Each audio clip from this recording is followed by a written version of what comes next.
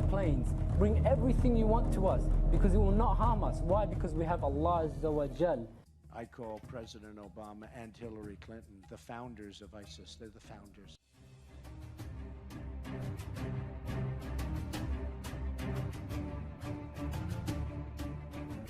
As the narrative of ISIS's horrifying reign unfolds, by 2019, a turning point was finally reached.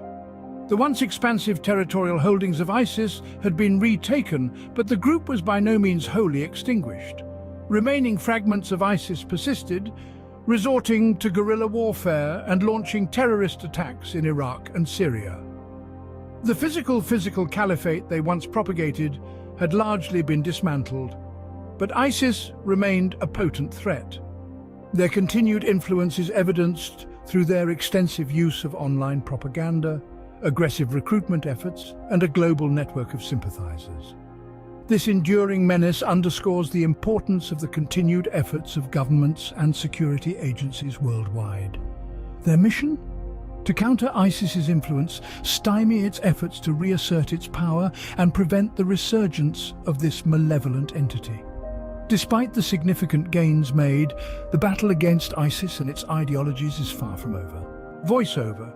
Within the intricate network of ISIS's worldwide dominance, Russia has also been targeted. Several reasons contribute to this. The first reason is Russia's military intervention in Syria since 2015, which was aimed at fortifying the position of the Assad regime against numerous rebel factions, including ISIS.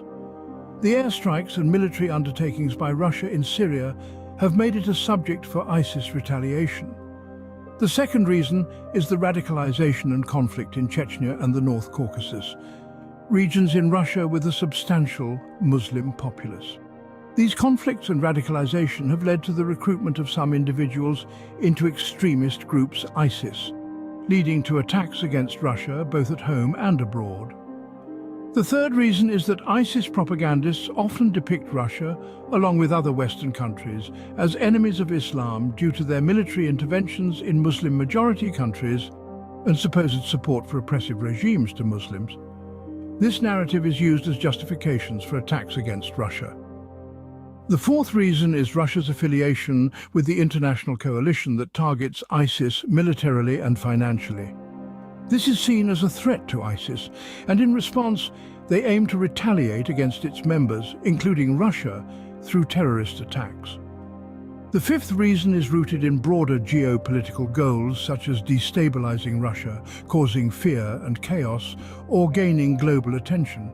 It's worth mentioning that ISIS, like many terrorist organizations, operates opportunistically, exploiting conflicts, grievances, and geopolitical tensions to further its agenda. Attacks on Russia fall into its broader strategy to spread terror, disseminate its ideology, and weaken its adversaries. The effects of ISIS's actions have been far-reaching and devastating. In regions under its control, the group implemented a brutal form of Islamic law, leading to widespread human rights abuses. It has also been instrumental in the displacement of millions of people, both within the Middle East and beyond. The rise of ISIS has also had significant global implications. It has not only destabilized the Middle East, but has also contributed to a global surge in terrorism. Cities from Paris to Moscow have felt the brutal impact of its actions. Furthermore, the group's sophisticated use of social media for recruitment and propaganda purposes has created a new paradigm in terrorism, one that is as digital as it is physical. This is not just a regional problem, it's a global issue, and it requires a global response. This is why it's crucial to stay informed and vigilant. Knowledge is power, and in this case, it could be our strongest weapon against the threat of ISIS. It's important to understand that ISIS didn't emerge in a vacuum.